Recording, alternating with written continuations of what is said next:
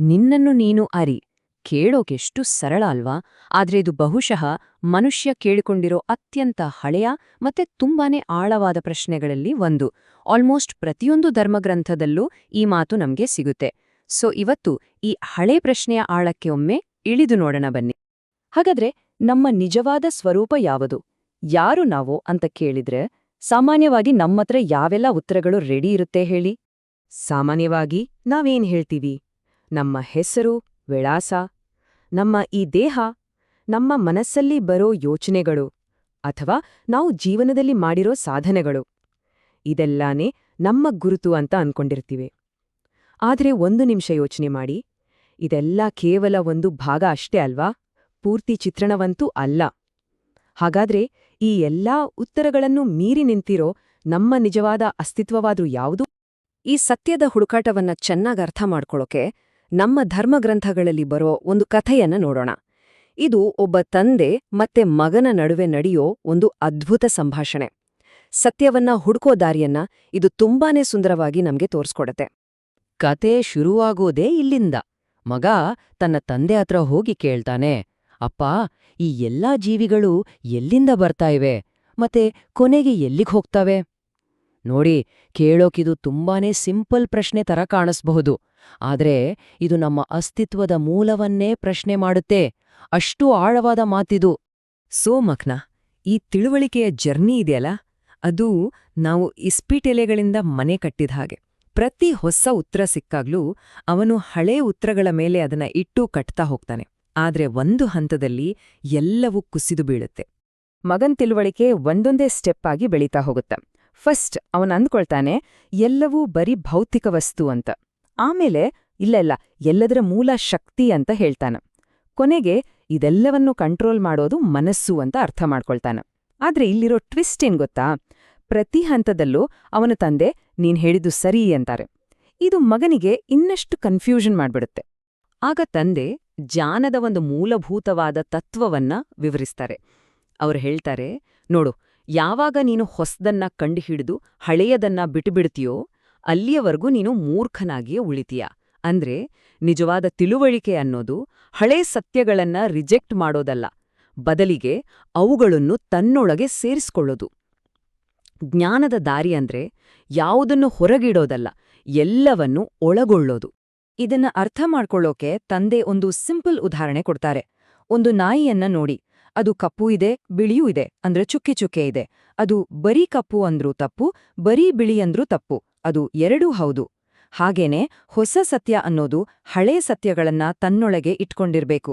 ಭೌತಿಕ ವಸ್ತು, ಶಕ್ತಿ, ಮನಸ್ಸು ಇವು ಒಂದನ್ನೊಂದು ಕ್ಯಾನ್ಸಲ್ ಮಾಡಲ್ಲ, ಬದಲಿಗೆ ಒಂದೇ ದೊಡ್ಡ ಸತ್ಯದ ಬೇರೆ ಬೇರೆ ಲೇಯರ್ಸ್ ಅಷ್ಟೇ.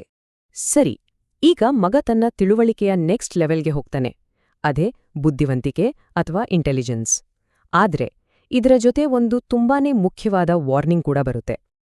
ಈಗ ಮಗನಿಗೆ ಅರಿವಾಗುತ್ತೆ, ಈ ಮನಸ್ಸು, ಶಕ್ತಿ, ಭೌತಿಕ ವಸ್ತು ಇದೆಲ್ಲದರ ಹಿಂದೆ ಒಂದು ದೊಡ್ಡ ಸಾರ್ವತ್ರಿಕ ಬುದ್ಧಿವಂತಿಕೆ ಕೆಲಸ ಮಾಡ್ತಾ ಇದೆ ಅಂತ.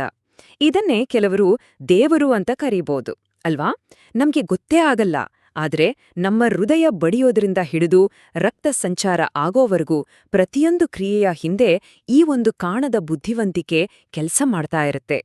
ಆದ್ರೆ ಇಲ್ಲೊಂದು ದೊಡ್ಡ ಡೇಂಜರ್ ಇದೆ. ಬುದ್ಧ ಕೂಡ ಎಚ್ಚರಿಸಿದಂತೆ, ಕರುಣೆಯಿಲ್ಲದ ಬುದ್ಧಿವಂತಿಕೆ ಇದೆಯಲ್ಲ, ಅದೊಂದು ಟ್ರ್ಯಾಪ್. ಅದು ನಮ್ಮನ್ನ ಭಾವನೆಗಳೇ ಇಲ್ಲದ ಥಣ್ಣನೆಯ ಕ್ರೂರ ವ್ಯಕ್ತಿಗಳನ್ನಾಗಿ ಮಾಡಿಬಿಡಬಹುದು. ನಿಜವಾದ ಜ್ಞಾನ ಅಂದ್ರೆ ಅದು ಬರೀ ಬುದ್ಧಿವಂತಿಕೆ ಅಲ್ಲ, ಅದು ಬುದ್ಧಿವಂತಿಕೆ ಮತ್ತೆ ಕರುಣೆಯ ಒಂದು ಅದ್ಭುತ ಕಾಂಬಿನೇಷನ್. ಅದೇ ನಮ್ಮನ್ನ ಬಂಧನದಿಂದ ಬಿಡುಗಡೆ ಮಾಡೋ ದಾರಿ. ಸೊ ಈಗ ಕಥೆ ಕ್ಲೈಮ್ಯಾಕ್ಸ್ಗೆ ಬರ್ತಾ ಇದೆ. ಸೃಷ್ಟಿಯ ಹಿಂದಿರುವ ಅಸಲಿ ಉದ್ದೇಶ ಏನು ಅನ್ನೋದು ಈಗ ರಿವೀಲ್ ಆಗುತ್ತೆ. ಮಗ ತನ್ನ ಫೈನಲ್ ಮತ್ತೆ ಎಲ್ಲದಕ್ಕಿಂತ ಕಷ್ಟಕರವಾದ ಪ್ರಶ್ನೆಯನ್ನ ಕೇಳ್ತಾನೆ. ಈ ಪ್ರಶ್ನೆ ಲಾಜಿಕನ್ನು ಮೀರಿ ನಿಂತಿದೆ. ಆತ ಕೇಳ್ತಾನೆ, ಸರಿ, ಈ ಮಹಾನ್ ಬುದ್ಧಿವಂತಿಕೆ ಇದೆಲ್ಲವನ್ನು ಯಾಕೆ ಸೃಷ್ಟಿ ಮಾಡ್ತಾ ಇದೆ? ಯಾಕೆ ಈ ಸುಖ ದುಃಖ ಎಲ್ಲ ಇದೆ? ಇದರ ಉದ್ದೇಶವಾದ್ರೂ ಏನು? ಅದಕ್ಕೆ ತಂದೆ ಕೊಡುವ ಉತ್ತರ ಸಿಕ್ಕಾಪಟ್ಟೆ ಸಿಂಪಲ್, ಆದ್ರೆ ಅಷ್ಟೇ ಆಳವಾಗಿದೆ. ಅವರು ಮಗನನ್ನೇ ವಾಪಸ್ ಕೇಳ್ತಾರ, ನಿನಗ ಯಾಕಿದನ್ನೆಲ್ಲ ತಿಳ್ಕೋಬೇಕು ಅನ್ನೋ ಆಸೆ? ಯಾಕೆಂದ್ರೆ ತಿಳ್ಕೊಳ್ಳೋದ್ರಲ್ಲೇ ಒಂದು ಖುಷಿ, ಒಂದು ಆನಂದ ಇದೆ ಅಲ್ವಾ? ಅದೇ ರೀತಿ ಆ ಸೃಷ್ಟಿಕರ್ತನಿಗೂ ಸೃಷ್ಟಿ ಮಾಡೋದ್ರಲ್ಲೇ ಒಂದು ಆನಂದ.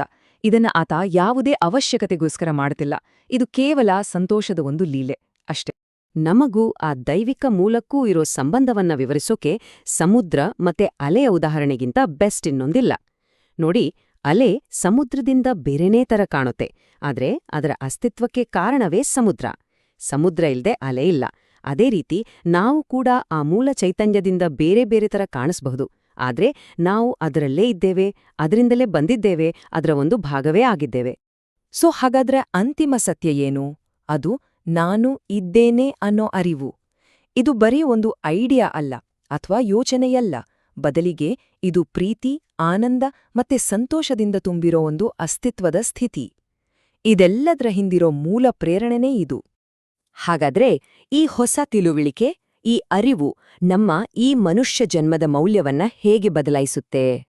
ನೋಡಿ, ಕೊನೆಯಲ್ಲಿ ನಾವು ಅರ್ಥ ಮಾಡಿಕೊಳ್ಬೇಕಾದ ಮುಖ್ಯವಾದ ವಿಷಯ ಅಂದ್ರೆ ಇದೆ. ಈ ಮನುಷ್ಯ ಜನ್ಮ ಅನ್ನೋದು ನಮಗೆ ಸಿಕ್ಕಿರೋ ಒಂದು ಸವಲತ್ತಲ್ಲ, ಅದೊಂದು ಅವಕಾಶ. ನಮ್ಮ ದೇಹ ಮತ್ತೆ ಮನಸ್ಸು ಅನ್ನೋ ಈ ಅದ್ಭುತ ಯಂತ್ರವನ್ನ ಸರಿಯಾಗಿ ಬಳಸಿ ನಮ್ಮ ನಿಜವಾದ ಸ್ವರೂಪ ಏನು ಅಂತ ತಿಳ್ಕೊಳ್ಳಕ್ಕೆ ಸಿಕ್ಕಿರೋ ಒಂದು ಗೋಲ್ಡನ್ ಆಪರ್ಚುನಿಟಿ. ಕೆಲವರು ಇದನ್ನ ಒಂದು ಸವಲತ್ತು ಅನ್ಕೊಂಡು ವ್ಯರ್ಥ ಮಾಡ್ಬೋದು, ಆದ್ರೆ ಜ್ಞಾನಿಗಳು ಇದು ಒಂದು ಅವಕಾಶ ಅಂತ ಅರ್ಥ ಮಾಡ್ಕೊಳ್ತಾರೆ.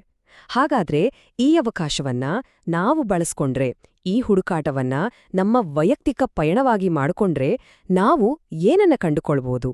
ಯೋಚ್ನೆ ಮಾಡಿ.